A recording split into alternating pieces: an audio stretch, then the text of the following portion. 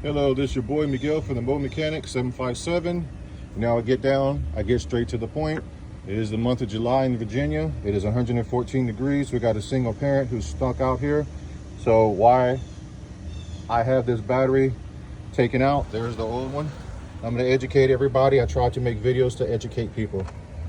First and foremost, the sticker that's on your battery is when the battery was actually made by the manufacturer. You want one as close as you can to the time that you're buying, especially the month. And if you get one that says 2023 and 2024, that means this battery's been sitting around a long time. Don't do it. Second of all, this is telling you the size of the battery that'll fit in your car. This is also telling you the cold cranking amps. That means it completely speaks for itself when it's cold cranking amps. And these are the cranking amps when you're hitting that starter. The main one right here is, I don't see it, but usually batteries have a reserve time. This one doesn't say anything about a reserve time, so let me look at the old battery. Here we are. Reserve capacity sitting right here.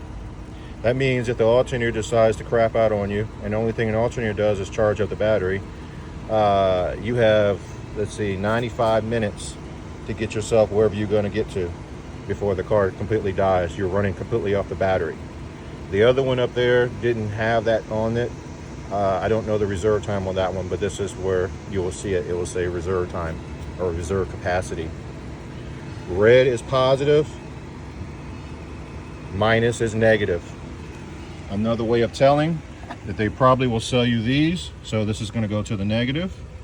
This is also going to go to the positive, and whatever reason you can't do it, the shortest cable is going to be the negative, which is going to be the ground.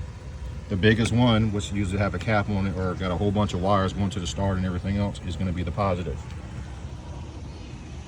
If you like these videos, please like, subscribe, and share, and please leave positive comments and opinions. Thank you.